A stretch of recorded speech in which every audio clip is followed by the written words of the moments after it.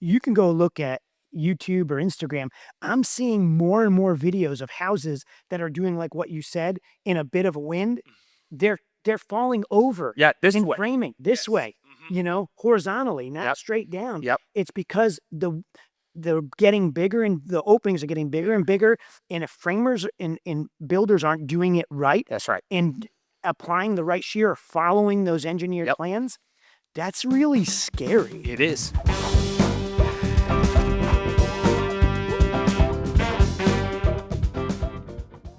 Hey, welcome back to Building, Brews, and Barbecue podcast, where today me, your host, Vince Longo, and Nathan from Oklahoma are going to guide you through our series in the next phase, which is the house that Wilson. Wilson? The house that Wilson built. You know, the volleyball from the movie. No, the house. What kind of house did Everything's he rounded. build? It's very. I don't know. He's got It's a very lot of circular? Circular. It's a Very modern. Okay. Is it flat? No, we just said it's rounded. Oh. But the house that wisdom built. And today, as we continue along, we're about halfway through our series. And I think that this is the most exciting episode. And the challenge is like with the last episode, we could go really technical, or we could leave it and go kind of high level, brevity. Either way you look at it, we could go brevity, keep it at a half hour. Yeah. Or we could go technical, and all of a sudden this thing's at 6.5 hours and bring a lunch. Well, our producer who's behind the scenes, he's really into making sure this can get to 4 or 5 hours. So I think that's what he told us before we got and then started. they'll stream the episode as one large episode. Just one large and episode. we'll get that one key listener. But anyway, this is the funnest part. I mean, I think you look at it, what's the funnest part, whether you're a builder, homeowner, first house, 50th house you've built. This, in my opinion, is the funnest part for everybody because it's the part where you see the biggest change. Do you agree? Yeah, that's what I was about to say, is they get to visually see it and what's been on the plans and what we've been doing in pre-construction and everything that if people have been following us along since the beginning, so much legwork, right? We've put in some cases, we're 12 months in from since the time we first met these people. And it seems like everything is little by little. Then all of a sudden, when you start framing, it's no longer little by little. Yeah. It is big things happen daily. Yeah. When you start to see those studs go up, and I'm not just talking about us. Yeah, But the kind of physical framing that goes up in the house. They're called studs, 2x4s, 2x6s. Your vertical walls are studs, not to be mistaken by me, the 5'6" Italian that, can't reach anything. Anyway, I digress. But, we could take this in a million different places. I think that for me, I want to just touch on just the overview so our listeners have an understanding of what they're seeing, what to expect when they're building. I want to then get into key points and then maybe tips for them to think about when they're doing their framing as they're planning their house or looking down the road. We talked about Nathan, the first big thing when people think framing, they don't know what to think. They just say, hey, that was a bunch of concrete foundation. Now, 2 weeks later, it's a full house. Yeah, it's a house. But there's different ways to do that, to build that in framing. There is. One of the questions I get asked a lot when we're talking about framing is, what's the difference between stick-built versus prefab panels? Yeah.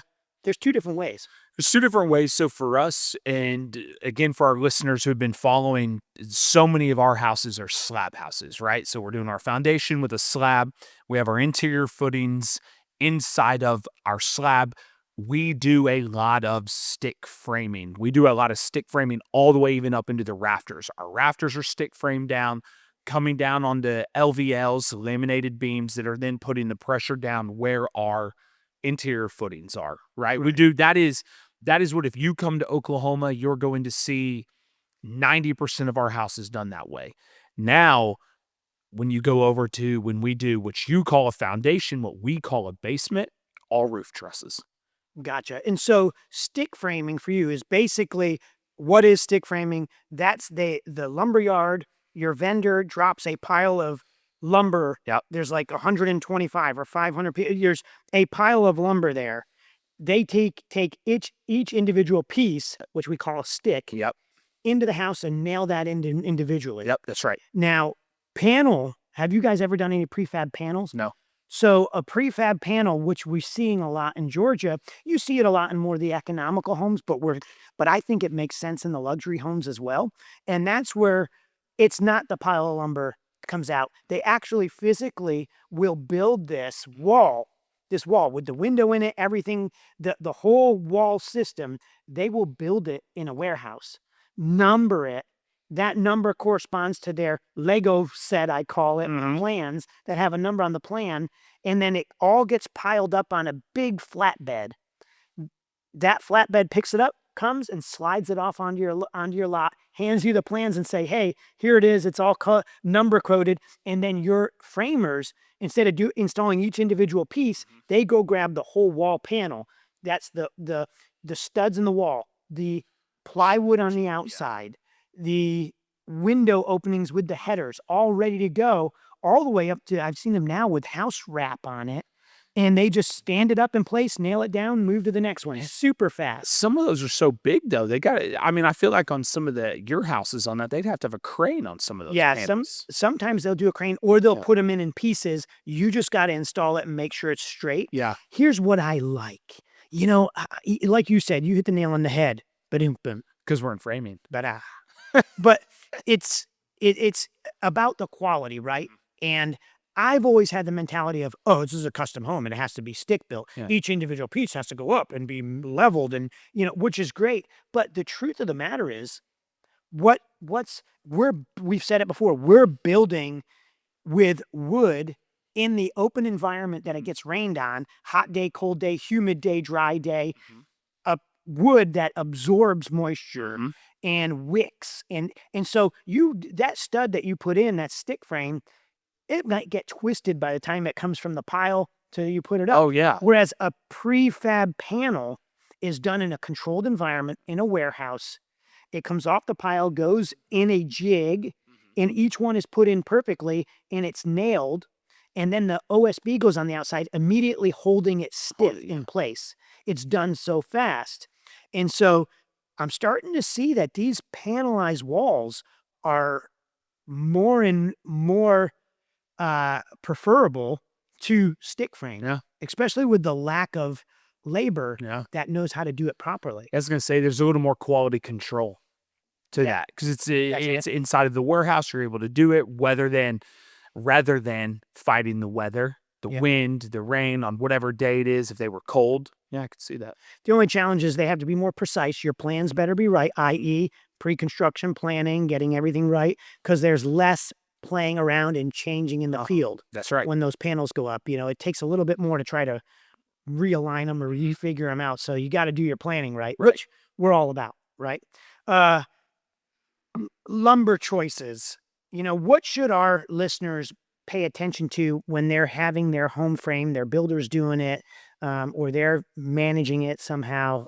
What is it? What are some key things they should pay attention to for lumber? Like, what's dimensional lumber as opposed to nominal? What's LVLs, LSLs? These interesting things that they're going to hear and need to be up to speed on. They're going to hear. They need to be up to speed on it for sure because there's a lot of talk that's going on with that. Man, it's the same thing that I've been telling you. It's crazy for years, and I mean years. Our lumber company or our framer was doing all the takeoffs, right? Doing the takeoffs and you knew we had beams here, we should have beams there. Man, everything inside of our municipality is getting engineered just for us to even get a permit. And what you're talking about on LSLs, we've been getting LSLs on anything over basically 12 foot. Anything over 12 foot tall, we've been getting LSLs put into our lumber packs because now, we have an 18 foot tall room. We're ended up framing them all out of LSLs, and now we have lumber that is structurally straight rather than getting wavy like our normal dimensional lumber. Gotcha. Yeah, because the dimensional, they're just basically taking a solid piece of wood, Yep. not put together, not finger jointed Just a piece of together. wood. It's a straight piece of wood out of the heart of the tree or the part of the tree, and they're saying, here you go. And whereas the LSL or LVLs or They're made.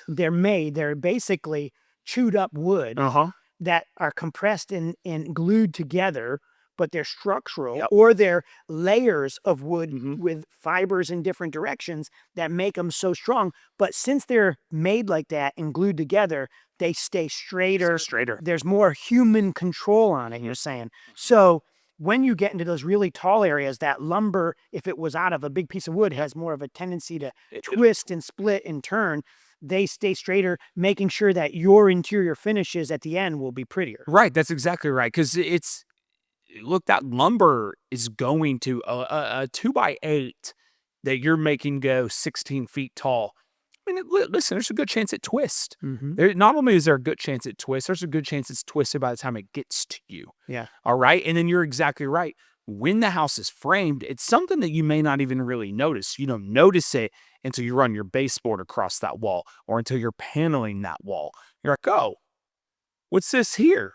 And as you were saying, those LSLs, now we're in these rooms where we go ahead and we drywall them, and we have less of an opportunity for there to be deflection points in the wall when we're paneling them out. And since they're a solid piece, they're stronger. There's no point where there's a break. Yep. And it could be a scissor, and more importantly, all of our houses are getting more and more windows. Oh, yes. Which is great, right? Because it really lifts and fills people up, Yep. With that energy that we all need more vitamin D, right? And but what that does is it casts more sunlight into that space, which when it goes across the wall, you see more imperfections. Yeah. You that's see right. more challenges. So it's important to use good lumber framing. And something to get technical due to the amount of windows. All right, everybody's going to get a little technical. I don't know if you're seeing this, but due to the amount of windows and the size of windows, our main municipality in Edmond has gotten very concerned with shear wall. So with the wind loads and the things, Wind is shear. Wind blowing against the house. Wind You got blowing these big windows. and you have these big windows, and now on a wall that's 12 foot wide, we have 8 foot wide by 8 foot tall window. Now we don't hardly have any lumber on this wall, and it's flexing. We've been getting to where we're having to put LSLs, but we're having to king stud them 2 to 3 times and putting Simpson strong tie straps on these walls. Again, all engineered. Yeah. This isn't this isn't like me sitting in a room being like, 2 straps. Yeah. Right. These are getting engineered, but all of a sudden we realize, man, these windows keep getting bigger and bigger and bigger. And now we have walls that when the wind blows are moving. You can see them move. Yeah. You can see them move. Especially in Oklahoma with the high winds. And that's the big thing is, you need the better lumber to keep it stronger. Yep. But the metal straps that tie the floors to the walls, all the nails in them, to hold them tighter and from left to right. That's exactly right. That's what we were getting a lot. Down. That's what we were getting a lot on the shear is we were essentially creating houses that were like tops, where we were getting them to move this way. And so now with all the metal and everything that we're strapping to them, we're creating a much more structurally sound house. Again, what's great about it, definitely as the builder, man, it's engineered and we do it. But what we do want to tell the customer about this, look, we go through an architectural set of plans, right? And we get our design and it's very pretty. Okay. We then send them to our engineer because guess what? Sometimes those windows they want, we can't do. Yeah, they won't work. They won't work. And we're getting this now. And so it's just wanting to teach the customer, hey, we're going to draw it. Hopefully it'll work. Sometimes it doesn't work. And we have to make those, we have to be able to introduce that to them early on. Hey, this isn't going to work. Yeah. There's been some, believe it or not, there's been some situations, one of the big rage items over the past several years is these big openings. That's right. That's always the rage, right? The huge openings.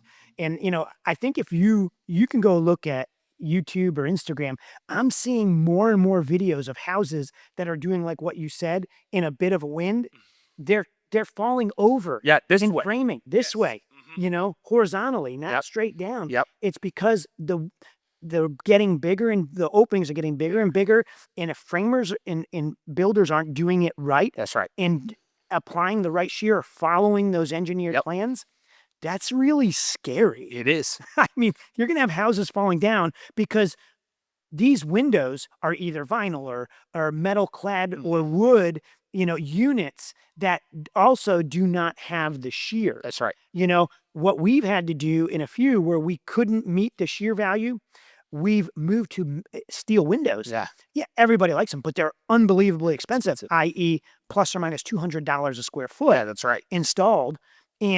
But those things, because they're solid welded steel, we can use those to help support the shear, because what we'll do is we'll bolt the windows to the framing. So, I know we're getting a little bit technical here, but I think the big takeaway when you're talking framing for our listener that doesn't know much, just, what I would say is there's a big difference in quality of lumber.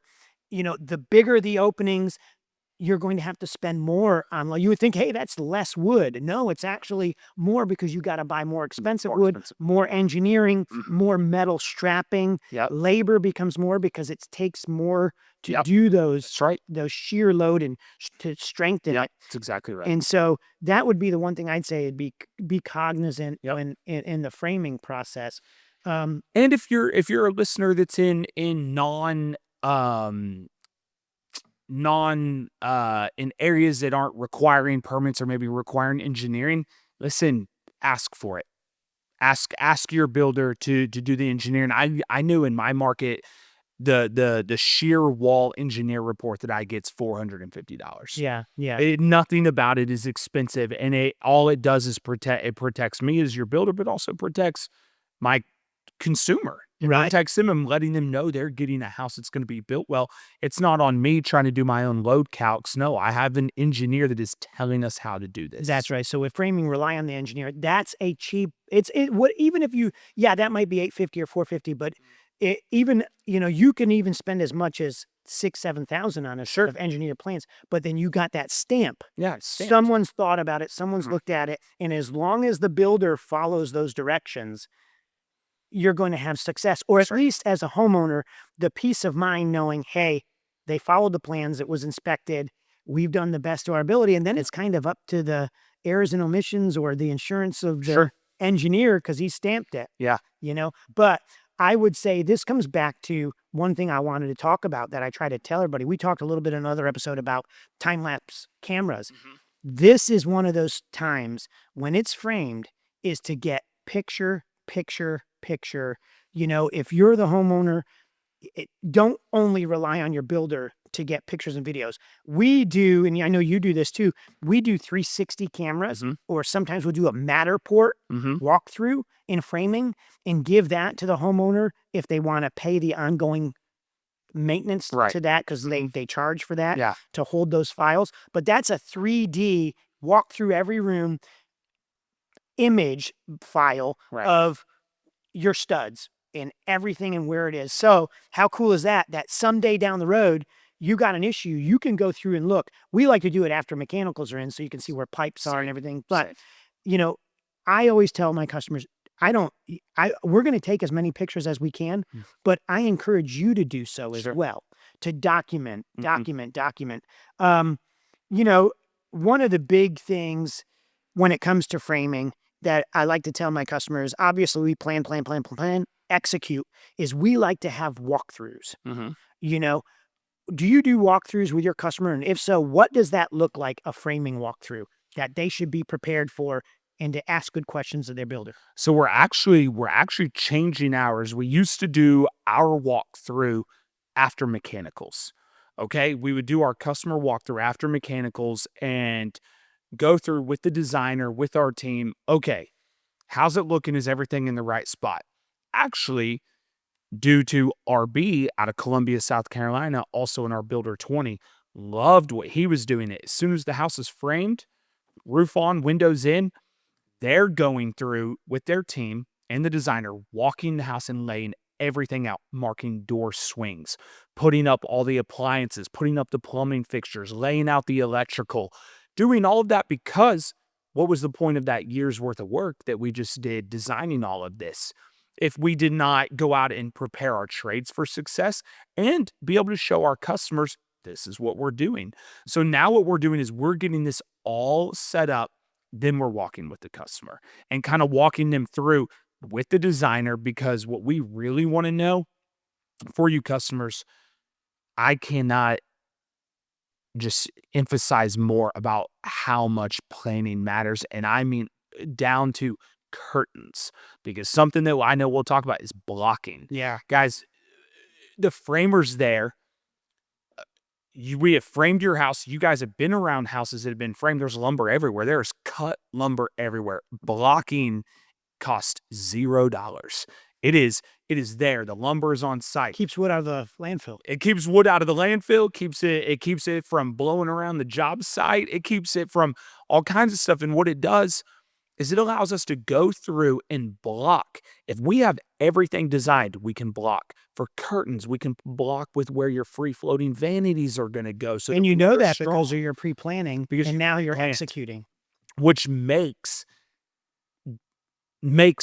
deciding things in pre-construction and not leaving things for TBD. Hey, you got to turn Instagram and Pinterest off. You got to say yes, and then let us go in there and do these things for you, because man, it makes a world of difference when you're coming in and we're doing bath hardware. Look, the little sheetrock anchors work well because they hold 70 pounds. Okay, so you can hang some bath hardware.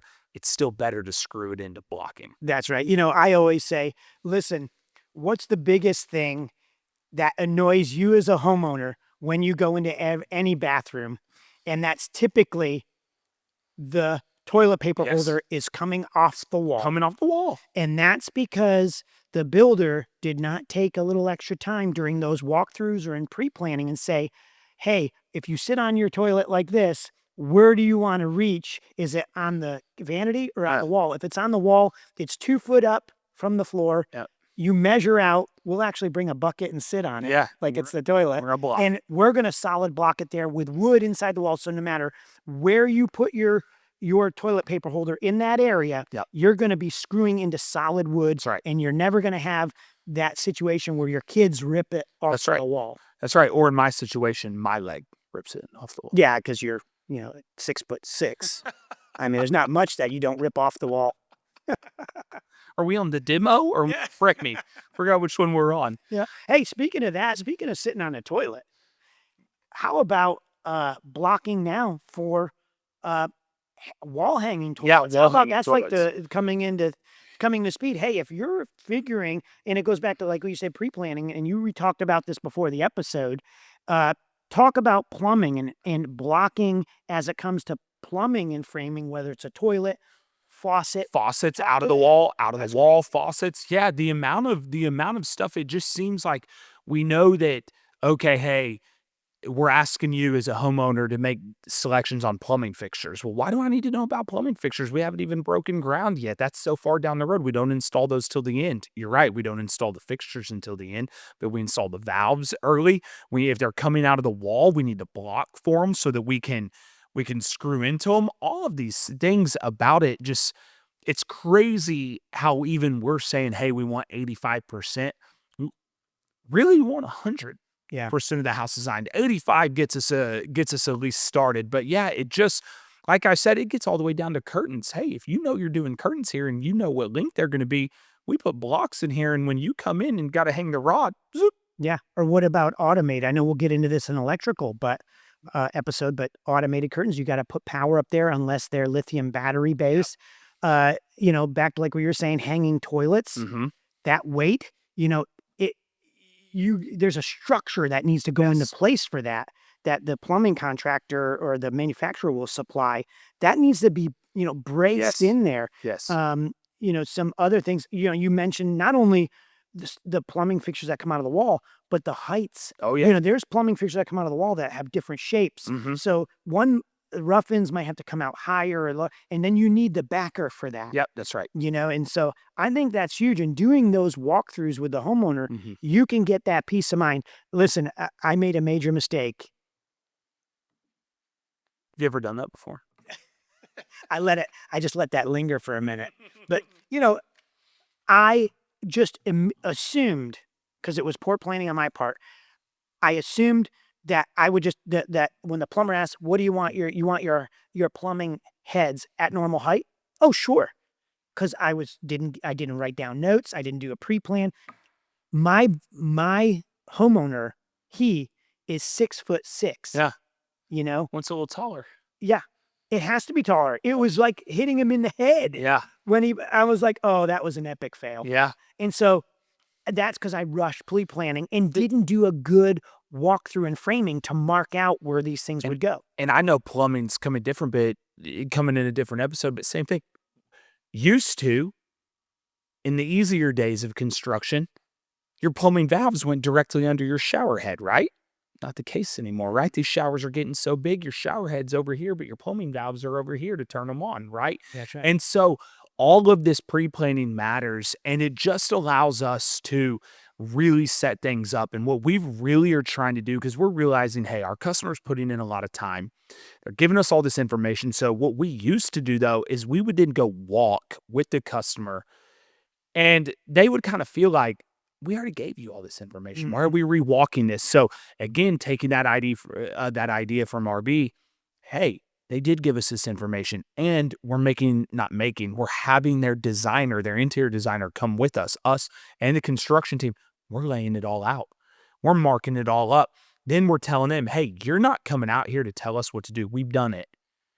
We just want you to approve it. That's right. Okay, is this good? Shower head height good. We talked about it. You're 6'6". We're raising the shower head a little bit. This is where we're going to have it. Is that good? And now makes what used to be a 2.5 hour walk an hour. Yeah. You know, and it's more approval, and then also hopefully allowing them to have confidence in us that we listened for that entire 12 months. That's right. And what it does is it gives them the opportunity. I know it's fairly new around the country, but the franchise Walk Your Plans. You know, we have one here in Atlanta, North Atlanta, and they are spectacular. And we now take our customers there in pre-planning and pre-construction, and they actually do a 1-to-1 scale where it's in a big warehouse, and they project their floor plan onto the floor and walls, and you physically walk through. Well, that's all great, but there's still something about being able to walk into a room and still have the ability, before all the mechanicals are in and you can't move, you still have the ability to be able to change things. Oh, I want this door to be moved. Or you look at it and say, yeah, that looked good on the plan, but this is a little small. Let's take a little. So you still have that ability to make a change. Which is why we're doing it early. So we're actually trying to, I know that a lot of this is for our end in mind customer, but I'm also trying to help our trades. And when you do the walk after mechanicals, and then, hey, can we move this? Hey, can we do this? And then you end up having a 5-item list for your HVAC guy, a 6-item list for your plumber, and a 6-item list for your electrician. They don't want to come back. Yeah. You know, and not because they don't want to come back, because we've already talked about this. The labor force is undersupplied. They're busy. They're too busy, don't have enough work, and they don't want to come back to move one can. That's right. Right? Or whatever it is. And so we're trying to get this done before they ever show up. Yeah. And if I could, also add in here that it allows the homeowner to start adding in things that to make use of space that we didn't know was dead space. That's right. On the plan. Hey, under this window, we could add a little bench, or here, this dead space under the stairs. We did that at a house in Serenby, our model home, the Rue Magazine model home, where under the stairs was just going to be dead space. We reclaimed that for a hidden area with a beautiful arch top, because we had the angle of the stairs going up. So we arched it, and it was just this little nook where you could take your shoes off, and a mud nook, which was out of the way, so you could get it a little dirty and it wasn't in front of everybody. I sat there. Yeah, you did sit there. Yeah. And it was a great use of space. It's this cool little alcove. So those are the fun things. Here's the big thing is, if we don't do the pre-planning and we get into framing, and we have to spend too much time trying to do this with the homeowner during the framing walk, it's leaving us less time to make sure corners are square. Yes. Plates are level, walls are level, things are screwed down properly. There's not squeaks, things were glued. And so that's where we need to be spending our time, and not, oh, okay, we never went over this. Where do you want this right here? So I think that's a pretty big thing. anything else that you can think of before we kind of bring this thing home? Because I know I want to end on a cool tip for them when it comes to framing. Um, Anything that you think is essential. I know there's builders that don't screw down floors. Do you think that's essential? Like screw I down wouldn't. subfloor? Okay, so I'll put it this way: do I think it's essential? No, it's not essential. Do I think it's something that should be done? Yeah, it should. Is it something? Look, some people don't want to pay for that, but yeah, it helps with the squeaking. So we actually purchased a screw gun that you don't have to like bend over on your hands and knees. You can walk And do it. and do it. We do it more probably on our basement houses to where we're because its main floor is up and it's like a second story, and so we'll try to get those. We like to do it because it tries to minimize the squeaks, Yeah. like you talk about. Like I said, is your house going to blow over or fall over if you don't do it? No, but we like to do It's it. an insurance policy. Yeah. Yeah, that's what I agree. And I always try to tell the framer, screw down the floors while the glue is not dried. Yes. Because they love to just throw the plywood down on the glue, nail it down, and keep moving. Yep. And they say, oh, we'll come back and screw it later. Well, no, the glue's already set up. Yeah. I need you to screw it the day you put it That's down right. and get under the walls. Yeah. And so that's a big pro tip is Yep. make sure it gets screwed down when the glue is wet. The other big thing that why I love to do those framing walks, and it's really critical for homeowners, is it allows us to see and map out for them where lights are going to go. Yep. Can lights are huge. Yes. It's inevitably the framing plan. When they design the framing plan, they do it based off of things are on center. Mhm. Everything is what's called nominal. So everything is 16-inch on center. That Yeah. means the center of this piece of wood to the center of the next piece of wood is 16-inch. right. Why is that? Because 3 of those equals 48 inches, and all plywood and sheetrock and everything is 48 inches. And so everything falls and hits on the center of a piece of wood. So another sheet good can Yep. go on the other half of that That's piece right. of wood and keep going. So there's a method to the madness of building, and all materials are made nominally to go together seamlessly. So there's consistency. Mhm. And what we try to tell them is, hey, that's important, but what that could lead to is a ceiling joist being in the center of this hallway where you wanted your can lights centered down the hallway. And so by being able to do those walks, we can catch it early before the electrician comes in to put in lights and say, you know what, we understand that it's not nominal, but we can move this stud, we can move this floor joist, we can move this roof rafter or ceiling joist, we can move it over 3 inches. We know we're doing it, but it's more important to get those lights centered on the room as opposed to the sheetrock hitting dead on. Not only cans, what happens a lot too? Toilets. Ooh. Yeah, you Oh, can't hitting a joist. hitting a joist. Hitting a joist, and now you're like, Can't cut the joist. can't cut the joist.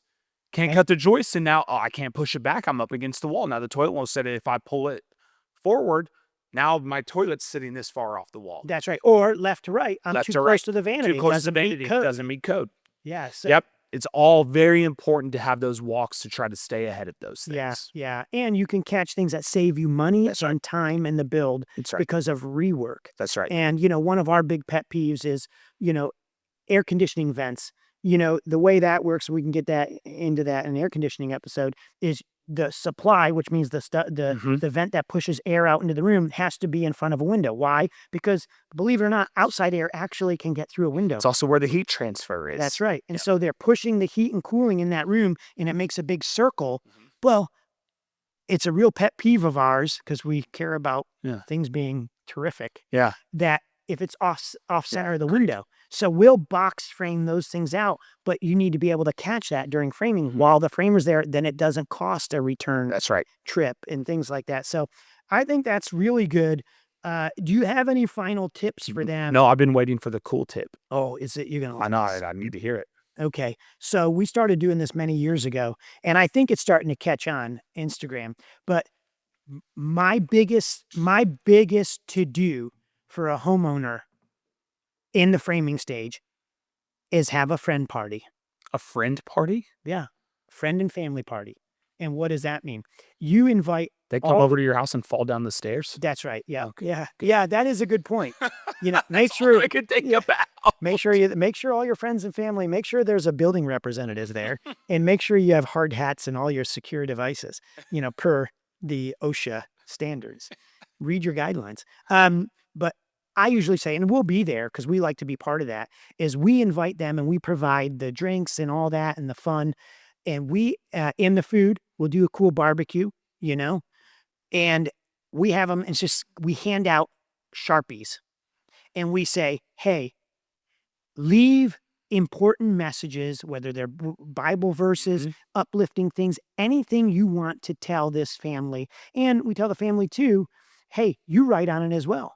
If you want to bless a certain room or whatever, you go through and you just have a writing fest. And then after it, document it all, take pictures. Yeah. And we have ours, even we did that on our own home, and we have this unbelievable coffee table book.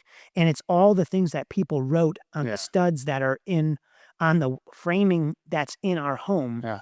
And it just adds, and you don't have to be a Christian to do this. You just do uplifting things, but it adds a whole layer of personal thought. And it just the house feels different after you do that. And so I encourage them, have a writing party, invite all your friends and family, bring them over, give them Sharpies, and write cool things on the walls for them. Yeah, it's awesome. But don't do it at the end because then you just ruin the walls. Yeah, because then then it's a callback for the builder. It's paint touch up. It's a whole thing. But that's my big. No, I love it. Yeah, I love it. So Land the plane. Yeah, Pilot. let's land this plane because we could go on for hours about framing. We're here to answer all your questions. I know this is one of those biggest topics where there's a lot of questions, and we're here to answer them. So if you would, please feel free to DM us, leave your comments. If you don't follow us, please follow us. Hit the like button and share this with your friends. We'd love to have more followers. That would be awesome. And if you have any topics you want us to talk about, you can leave that in the DM as well. And please stay tuned for our next episode where we're going to extend this and learn more about the construction process. And thank you so much. Please like and subscribe. I think you said that. And what else am I missing? I always feel like there's this long list of things that I miss. I don't know. The only thing I'm going to say, I know we're ending here. Guys, what we're in right now is the construction of your home. When it starts with the foundation all the way through drywall, this is construction, so this is going to be a little tedious. It's going to be there, but it matters. When we get to drywall, after we drywall, we're putting the jewelry on, guys. The construction part's over for the most part. But so hang with us, but understand that this is important and can be fun. Yep. And as was written on the wall in my house by a good friend, it was, let laughter echo here forever. I don't know if I was your friend yet. Until next time. See that.